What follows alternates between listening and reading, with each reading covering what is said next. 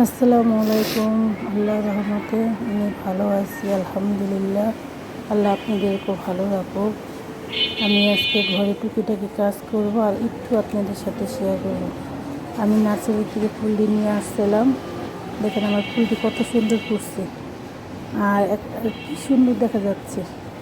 একটা বেলকনির ভিতরে এরকম ফুল থাকলে দেখতে অন্যরকম সৌন্দর্য আর দেখতে অনেকটা ভালো লাগে। আমার কাছে তো খুবই ভালো লাগে।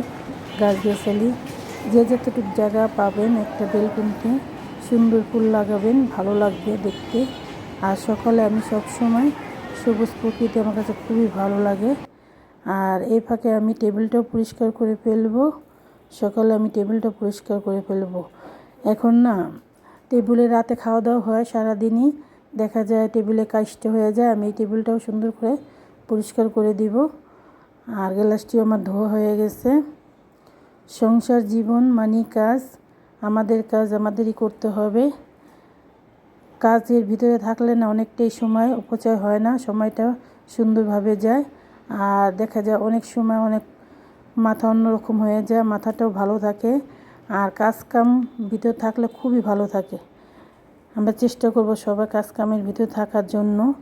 ঘরটা গুছিয়ে রাখলে না ঘরটা দেখতে অন্যরকম সৌন্দর্য বের হয়ে যায়। একটা মেয়ে পারে সুন্দর করে ঘরটা গুছিয়ে রাখতে। এখন আমি সোফাটিও সুন্দর করে সাজিয়ে দিব। আর গুছানো আমার কাছে অনেক ভালো লাগে। আমার কাছে গুছিয়ে থাকতেও আমার কাছে খুব ভালো লাগে। আর একটা গুছানো ঘর বাড়ি দেখতে অন্যরকম সৌন্দর্য। পুরুষপুলা তো এনে দিবে, পুরুষপুলা সৌন্দর্য দেখা যায় না, মেয়েরা সুন্দর করে রাখতে হয়। আর আমি ডালটাও এনেছি, ডালটাও আমি এখন ডেলি ফেলবো। আমি একসাথে ডালটা আনি, এক সপ্তাহের ডাল আমি এটাও ডেলি রেখে দিব সুন্দর করে।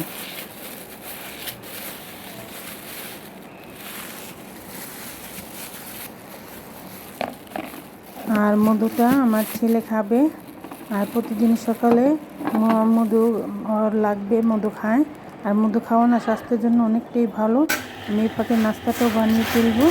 নাস্তাটা আমি আজকে অল্প তেল দিয়ে, একদম তেল কম দিয়ে একটা পরোটা ভাজবো, এটা আমি খাবো। আর অল্প তেলে আমি পরোটাটা ভেজে খাবো। আর ভাবি সবের জন্য নাস্তাটা বানাবো, আমরা দুজন খাবো। বাচ্চারা আবার নাস্তা খাবে না, রোজ খাবে। আমি সবজিটা করে ফেললাম আর রুটিটাও আমি বানিয়ে ফেললাম। সকালে আমি কিনে নাস্তাটা খাই না, যতটুকু পারি আমি চেষ্টা করি ঘরে বানানোর জন্য। ডালটাও ধুয়ে চড়িয়ে দিলাম। আর রুই মাছ আমাদের দুপুরের জন্য রুই মাছটাও আমি রান্না করে ফেলবো। বাচ্চারা আবার রুই মাছ অনেক ওদের প্রিয়, রুই মাছ ওদের অনেক পছন্দ। আজকে আর মাংস রানবো না, রুই মাছটা রান্না করে ফেলবো।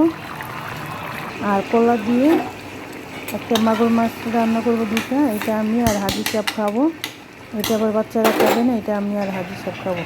ভাতটা চড়িয়ে দিলাম, কাপড়টিও আমি ভাঁজ করে ফেলবো। আস্তে আস্তে করে না গুছিয়ে কাজ করলে অনেকটাই ভালো লাগে সময়টা। সুখ না থাকলে দুঃখের কোনো দাম নেই, আর দুঃখ না থাকলে সুখের কোনো দাম নাই। এইটাই বিধির নিয়ম, আমাদের এটাই মেনে চলতে হবে। আমরা এভাবেই থাকতে হবে, সুখ দুঃখ মিলিয়ে। কষ্টটা মনে রাখতে নেই, কষ্টটা ভুলে থাকলে না যতটা পারবো আমরা ভালো থাকবো এবং কি ভালো আল্লাহ পাকেও ভালো রাখবে। সব কিছুই আমাদের গুছিয়ে থাকতে হবে, মাথা ঠান্ডা করে। আমরা যতটুকু পারবো কাজকামের ভিতরে থাকতে চেষ্টা করব। দুঃখকে ভয় পাওয়া যাবে না, দুঃখকে জয় করতে হবে। দুঃখকে জয় করে সেইভাবে পাওয়া যায়। আর জয় এমন জিনিস, এটা মুখে বলা যায় না, ছিনিয়ে নিতে হয়। তৈলি প্রকৃতি আমাদের আসল জিনিস দেখা দিবে। দুঃখ সুখ করে যেটা পাওয়া, সুখ যেটা করে পাওয়া যায়, দুঃখে ওটা পাওয়া যায় না। এই জন্য সুখ দুঃখ দুইটাই বন্ধে থাকবে আমাদের জীবনে, সবারই থাকবে কম আর বেশি। আর দুঃখ না আসলে না মানুষ চিনা অনেক বড় দায়, মানুষ চিনা যায় না। প্রতিটা মানুষের দুঃখ একবার আসতেই হলেই বোঝা যাবে মানুষটা কতটুকু ভালো মন্দ।